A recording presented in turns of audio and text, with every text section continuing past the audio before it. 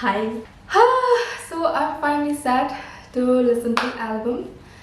The Tortured Poets Department came out a couple of hours ago actually. I have been controlling myself somehow. Like ever since I woke up, I tried not to look at people, mutuals, who like Taylor Swift and all their mentions and stories. I've been trying very hard just not to come across any spoilers.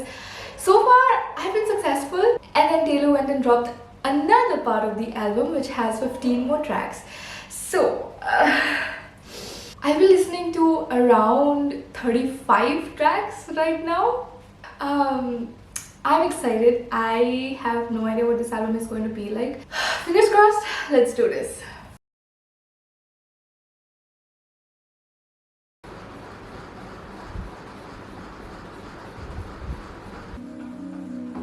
I was supposed to be. I wanna kill her. That opening track was quite interesting. When it was announced that there was going to be a feature with Post Malone, I was kind of skeptical because I love him as an artist, alright? I love his songs, but I did not know how it was going to sound with Taylor Swift. But this song, I love it. I just immediately added it to my playlist and it's just so good, especially the last part. Definitely favorite, first favorite. I love this.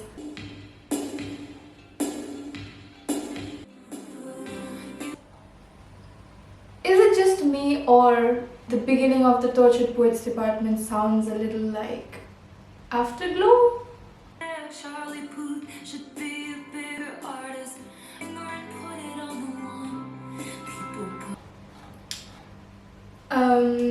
Not my favorite song, but it's pretty. It's beautiful. The sickest on me though, 'cause they did too right. Cause the pieces in the dead and so we smashed it up. I was jamming to the third song so much my boy only breaks his favorite toys. And then Taylor comes with a bridge where she's like, once I fix me, he's gonna miss me. That really hit something in me. I love this song. It's melancholy, but it makes me want to dance. Thumbs up. I'm adding it to my playlist.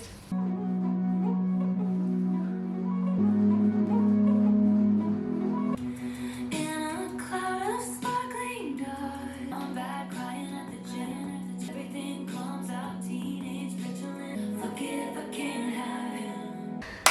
I love Down Bad. It's so good. I was not expecting that song to be that way.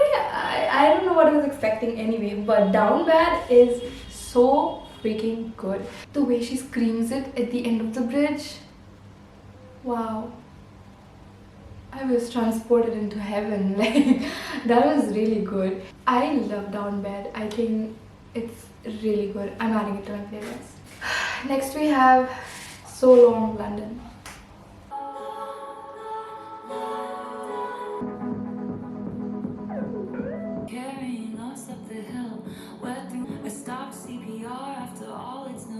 I stopped CPR after all, it's no use. You're losing me?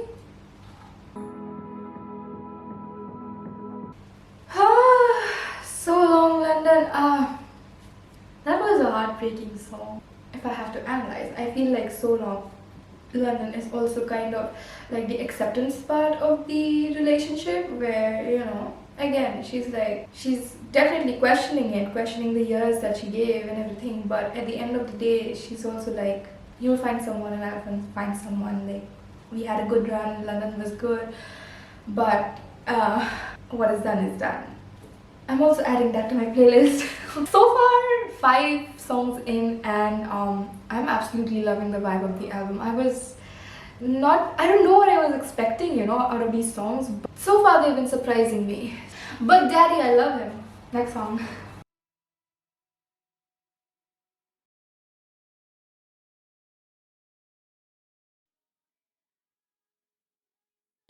I'll tell you something about my good name. It's mine alone to disgrace.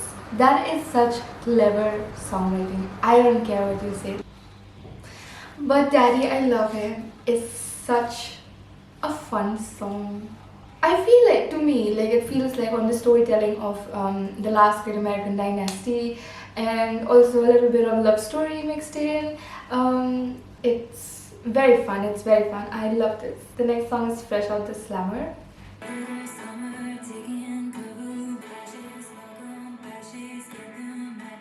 To the house, we still wait up in that porch light, wearing imaginary. Fresh Out the Slammer was not my favorite, but definitely good on its own, I would say.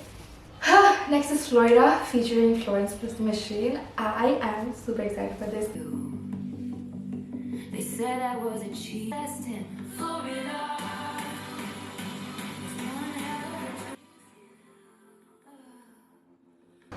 What the fuck? I don't know why, but this song so far reminds me a lot of Daisy Jones. Like, I can just like picture Daisy on stage with the song, swaying with her, iconic dresses. And it's just the picture that I have in mind. I don't know why, but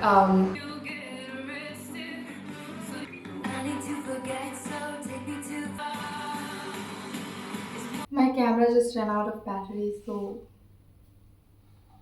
guys, Florida. I think another favorite of the album because that was so good. The chorus and both of their voices, both of their it's just so good. I loved it. I think it's gonna be on repeat for me. So the next song is Guilty as Sin. Let's do this.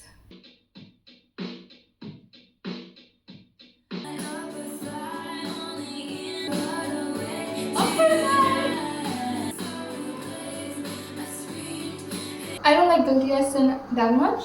It's just not my type of song, although the bridge and the chorus after that, I think that part is very good. Next is a 10 song, and it's Who's Afraid of Little Old Me, which is also the song solely written by her, so let's go. The who's who of who's of little old me.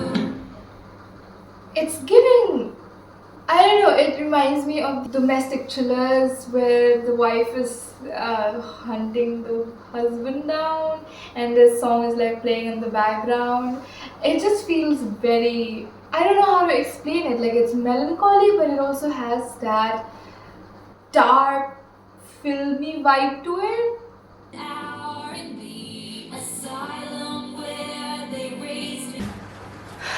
That was wow. I'll still hold on to it that Who's Afraid of Little Old Me literally reminds me of this soundtrack for like this deep contemporary movie or maybe a thriller, I don't know, where this protagonist is basically like, coming out victorious and standing strong and powerful on their own feet. I don't know, it screams that for me, but it's a very powerful song, I feel. And the emotions when she sings that chorus, right, when she screams Who's Afraid of Little Old Me, is perfect. Literally perfect. It was actually really good. Adding it to my playlist. The next song is I Can Fix Him. No, I really can. I think this song is made for us delusional girls. I'll show you heaven if you'll be an angel. No, really I can.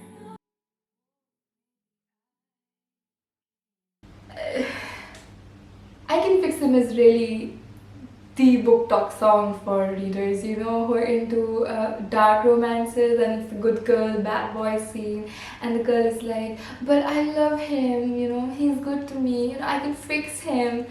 And this song literally portrays that. This song is, I don't know, I think book talk is going to eat this song up. But yeah, it's not my favorite. I don't think I'm going to listen to it again, but it was cool, it was a fun song.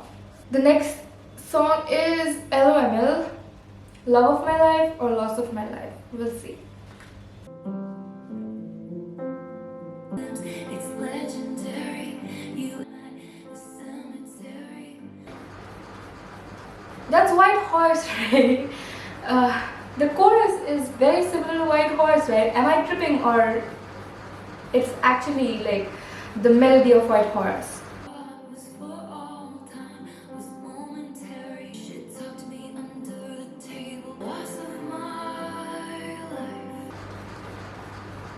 That was sad, and I love sad songs. So, okay, the next is I Can Do It With a Broken Heart. Okay.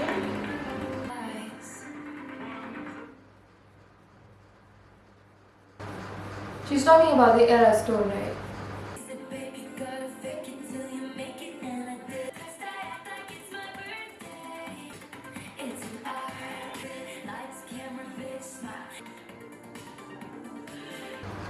That was such a fun song. When I was reading through the lyrics, right, I was like, wow, sad. And then she hits the chorus and it's not sad at all. It's a dancey pop. Like, yay, I'm depressed. Like, you know, this is the kind of song that you would attribute to people, you know, who use jokes as a form of hiding their pain. It's literally that. This song screams very Midnights. It was a fun song. I'm gonna dance to this. Like, imagine being sad, imagine like crying and playing the song and dancing. I love the lines of the chorus where it's like, lights, camera, bitch, smile. Perfect.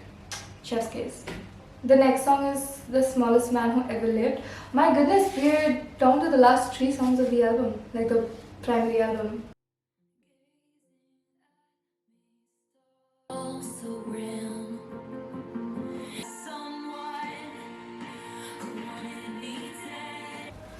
The Smallest Man Who Ever Lived. Do I like this song? No. Do I think it will grow on me when I listen to it again? Yes. I am quite confused. There are lots of things I think to uncover. It's not my favorite so far. Okay, so the next is The Alchemy, and it's the 15th song of the album. This happens on your heart, said it's still reserved for me. Cute song, not my favorite, but cute. The next song is Clara, and this is one song that I've been so excited for. After learning Clara's life story, I was even more excited for it.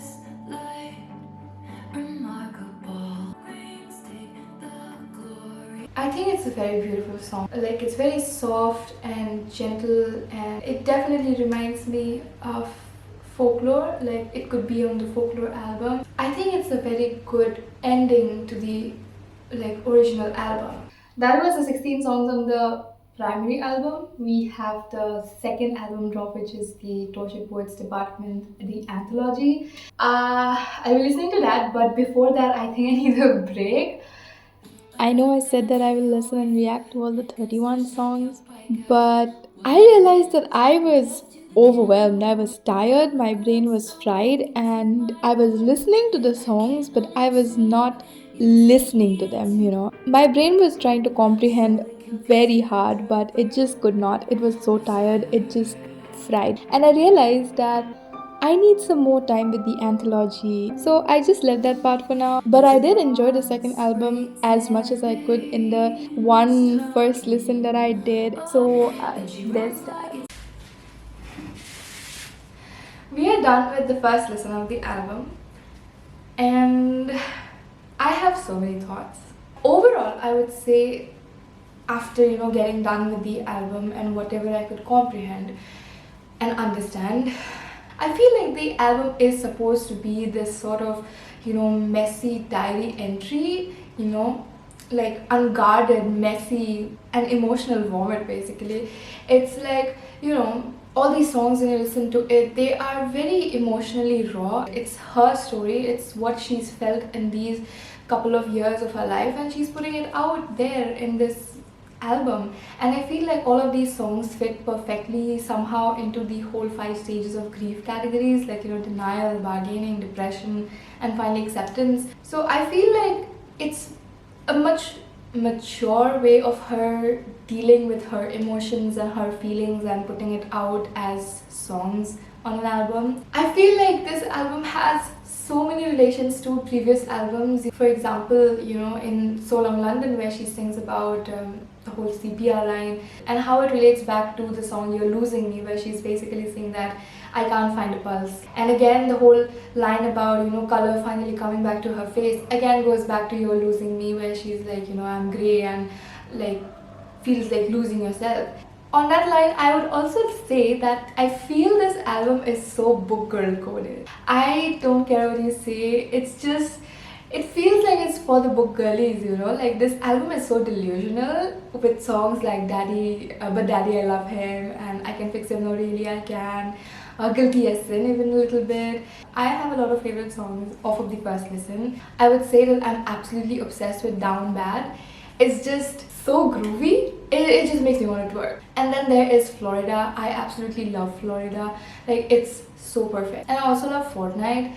I was actually, as I said, very skeptical about the whole collaboration between the two, but their harmonies just fit so well together. And the song is just beautiful. Can we talk about So Long London too? Because that song is so sad. I don't know, to me personally, it reminds me of like this other chapter of Cornelia Street. And I also feel a little bit of reference to Happiness from Folklore, in the sense, you know, where in Happiness she sings that there was happiness with you and there will be happiness after you. I feel like the lines in So Long London, where she's like, you know, so long London, you'll find someone and then I'll find someone, it feels so much on the lines of Happiness, that, you know, yes, we had a good run, yes, I was not happy, yes, we did not maybe make it to the end, but I know that both of us will find happiness after this.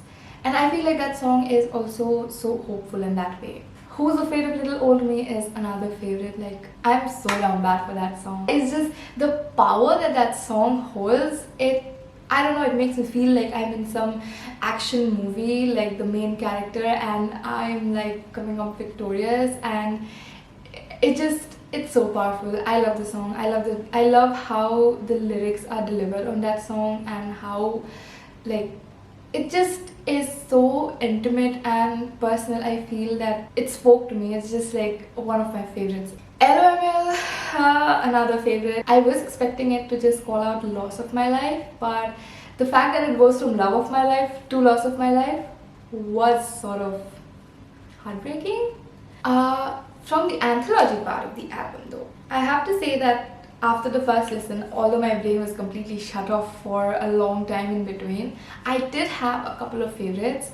I absolutely loved The Black Dog. Something about the song, it was just so surprising and weird, but so good. And then I loved The Prophecy, because that song, I love The Prophecy. I love the song so much. Like, when I first listened to it, I could just relate to it so much, and I feel like most of whoever listened could, because I don't know, it's like you've gone through this period of time where I think all of us have thought that we're unlovable and we're unworthy of the love, and we're just like going to end up lonely, and the song just is an emotional version of that. It's like, you know, the extent to where you are so sad and so beat up that you are on your knees begging for someone to just, you know, give you love, that tell you that, you know, you are going to get a soulmate, that you are loved, that you are going to be loved.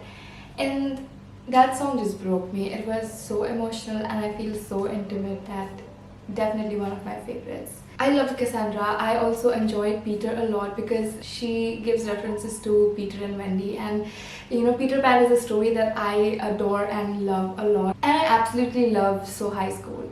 That song, when I first listened to it, I was like, it just made me so happy and joyful. Like, I think that is one of the happiest songs on the album, like lyrically and sonically both. It's just like so happy. I love the song. I love what it stands for. I love how it's like so, you know, breezy, and it just emanates the whole idea of feeling like you're a teenager in love, you know, the 16-year-old teenagers. It's just so cute. I loved it. I love that song so much. And finally, the manuscript. Like, can we take a moment to talk about the manuscript, because that song is such a clever way to end the album. an album that is about poetry and literature so much, with so many references to literature and poets. The manuscript, I feel, is a song that concludes the album perfectly. It goes on quite well with the whole idea of the death of an author, which was conceptualized by Roland Barthes, where he basically says that when you put out a piece of literature into the world, it does not solely belong to you anymore. With the multitude of people that exist with their own subjective interpretations, a piece of literature, and for here the album, will be consumed by people in different multiple ways. And you cannot stop that. You cannot really, stop people from consuming it and relating it to the ways that they would. Like, if we take the example of the song Bigger Than the Whole Sky, some people said that it reminded them of miscarriage. Some people said that it reminded them of the loss of a loved one. You see how different people, relate to a song in different ways and understand it in different ways, right? And that goes so well with the last lines of the manuscript, where she says that, this was my story. I have lived through these nights and days and years of my life where I felt like this and that. And I've written it down and I've sung about it, and now I'm finally giving it out to the world. It's yours, it's not mine anymore. And that is such a beautiful way to end the album. That said, I don't think this is my favorite album. I don't think I love it more than some of her other works. I do have a lot of favorite songs, as I said, and I do think that I will have more favorite songs as I go on, further listening to the album and letting the anthology, settle in. That's it. I hope you also enjoyed this video. If you've listened to the album, do tell me about your favorite songs in the comment section, and like and subscribe, do the deed, whatever. But yeah, I will see you in the next one, and thank you. Bye.